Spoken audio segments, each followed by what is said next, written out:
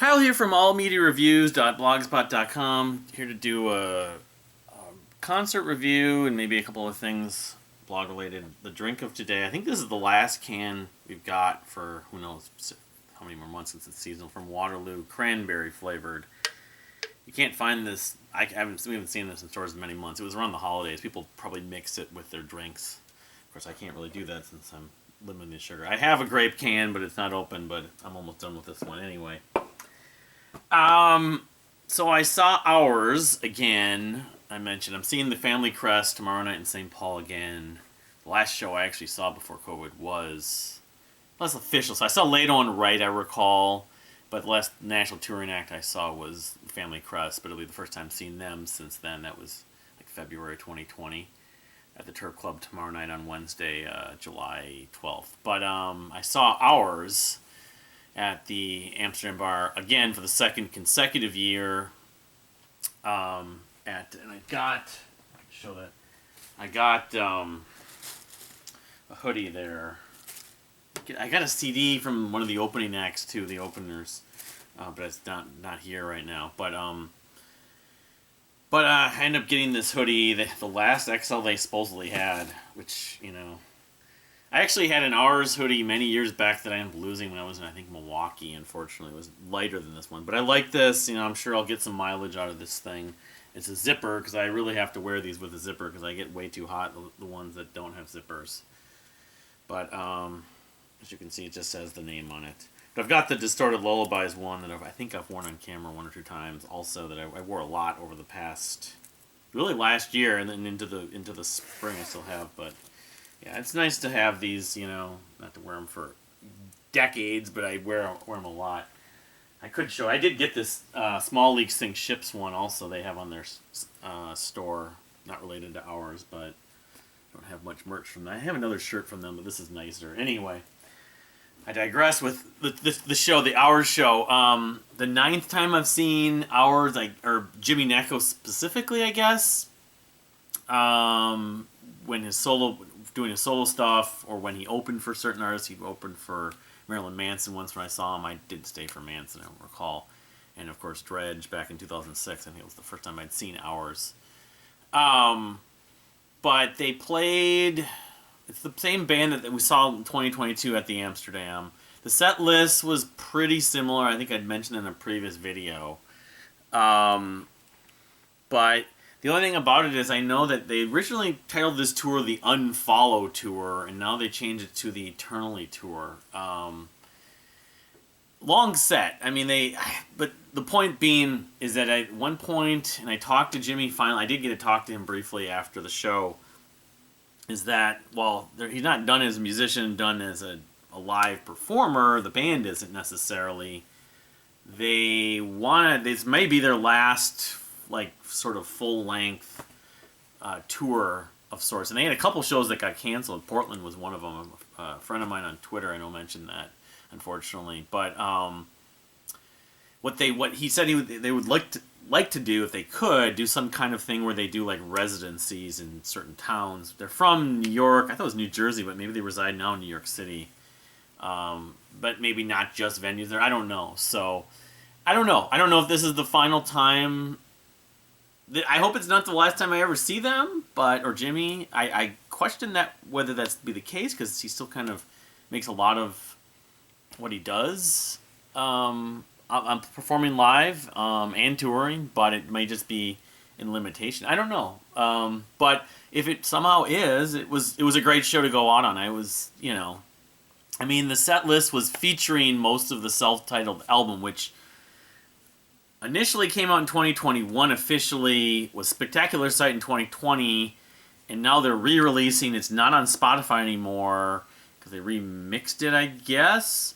And I don't know if it's going to include some of the songs that were on some of those other EPs, the Media Age, and but the set list was, I mean, this isn't the exact set list, but it's pretty similar. I'm reading because I'm setlist.fm. I didn't get a set list. I wanted to get one. A bunch of people grabbed them. I wasn't able to get one. Lose Control, from the self-titled album. Across the Clouds, of course. Wounds something is from one of the EPs. From Where You Are, that's, what, 3 songs. Gold 4, Echo 5, they did that. You Are the Answer 6. Don't Want to Be Stars off one of the EPs. I want to say they did at least a couple other tracks. I don't think they did Eternally. But, anyway, they did, I would say, at least half the album. No, the Self-Titled album is, at least it was originally released in 2021, was 17 tracks. So, but I think some of the songs work even better live, you know. But so along with that, they did Devil from Ballet the Boxer. They did Bells, which is a song that was on the X edition of The Heart, Jimmy's solo record. Fly from New Age Heroin, and then a lot of the earlier stuff. Kill the Band. They didn't do Misery Heads. They did Fall Into My Hands from, that was also off Ballet the Boxer, song about Lana Del Rey. Meet Me in the Tower, Fallen Souls, Dizzy. Dizzy, I don't know if I've seen him play Dizzy, maybe once or twice. Sometimes, of course, every show I've seen them, he's played that, but I always get goosebumps with that song, of course. Mercy, I was loving Mercy.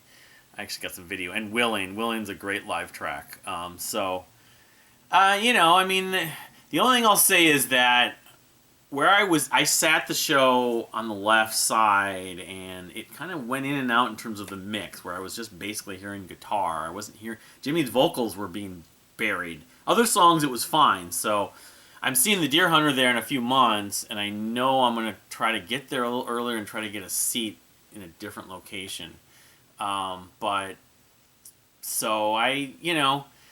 They're terrific. They've always been a terrific live band. I don't too many times I've seen ours or Jimmy himself where I was disappointed, but I was almost in tears a few different times.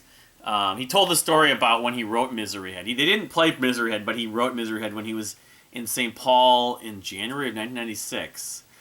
And in that band that he was here, I don't know if they were called Sour or something. I forget they had a couple other names before they were known as Ours. I forget. I should know this.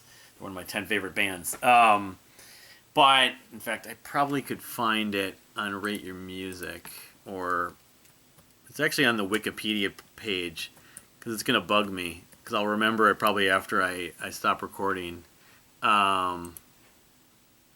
They were originally known the Harmony Bandits, I believe. Well, when the band Lost Child initially, and then I know the Harmony Bandits I've seen when they released the demos, the Sour demo, but which wasn't released, but it was circulated, it was shared. Had Dracula's Bride or whatever, and a bunch of other songs that he played live for many years. But my point being is he actually wrote that song when he was here. We get credit for that, and he was pretty young, although he's a few years older than me. I have a friend here that is visiting, of course. And it was in the winter or whatever, but he wasn't the singer he wasn't the vocalist. He told the story. It was at some venue, some place they were playing at that had glass ceilings or something. I don't think it was the Turf Club, but maybe it was. It was known as something else then. I was trying to figure. It was in St. Paul though, because he told almost the identical story last year in 2022 when they were at the Amsterdam as well. So he's from New Jersey or whatever, but it was what can I say? I can't really say a lot more. It was a memorable show. Unfortunately, I've been dealing with headaches since that night of the show. I think from wearing one of those N95 masks. So I've been wearing them for a better part of 2 years. I'm hoping it's starting to do better, but I don't know. I'm going to switch masks. I think I'm going to the show tomorrow night. So the one thing I'll say is that, given I love Ours so much, it would probably be worth doing a top songs list for them. It won't be 100. It won't be 75. It probably won't be 50. Probably more like 25 or 30. I should do a slot. Probably on Rate Your Music, just like the way I've done the other ones, but it won't be this epically long video, hopefully. I did. Okay, so there's a couple orders there. Fate's Warning this is like switch gears after the review. They're reissuing through Metal Blade, Disconnected, and FWX on vinyl. not the first time exactly, but and also they have Inside Out available, so I actually ordered that stuff. I have it's not some of that's not going to be coming until like August. That and the Warning, some of their stuff. I ordered a bunch of their stuff, so I have some stuff coming in the mail. I'll have to show. I did get, and I could show it, but I'll probably want to save it for the video. A copy of the second, the East of the Wall record, Neutral Second, which I'm really liking more and more. That and that I'll probably do a separate review this week of that record, and the Guess Who record, which a lot of people aren't really responding to the Guess Who album, Playing to You More, but just learning a little more information about it, it really, there's a reason why it doesn't sound like the Guess Who. It sounds more like Jellyfish or whatever. So there's a Bobby Kimball documentary coming. There's a Kickstarter campaign for it, at least. Singer of original singer, but early singer of the peak period of Toto. Although there's the Porcaro Brothers documentary, which was made and was all set to get released and stuff, but there's a lot of hurdles they've run into with royalties and rights and stuff like that. But that's actually the reason why the Bobby Kimball documentary also needs a Kickstarter campaign, because of how much money it is to use that music, which is kind of ironic. New Chromeo video just came out just today. It's a pretty funny, surreal video. It's called, I mean, they've been putting out a bunch of songs. I don't need a, in parentheses, new girl. It shows this little car that the two guys are in driving through. It's pretty surreal. It's cute in some ways, but they're probably going to be putting out a new album soon, if not this year, sometime next year. But yeah, I mean, there's been a bunch of news, but I'll probably do a review of the Family Crest. But if you've seen ours, what did you think? Like I said, I'll try to do I've done other videos on them, but I'll do I should do a songs ranking at some point soon. It won't take very much time. That's what I've sort of been consumed by recently, making the movie lists.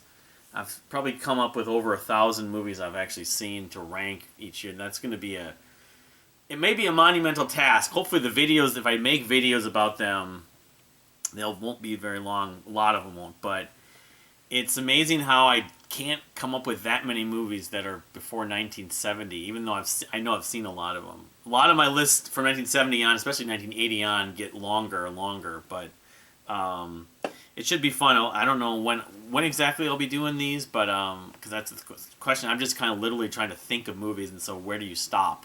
I'll make sort of like an indefinite ranking, and subject to change and updated at some point. But anyway, and I reached 250 subscribers. Thank you for whoever subscribed recently. Please subscribe if you have not subscribed. Really appreciate that. Thank you for watching, and we'll see you next time.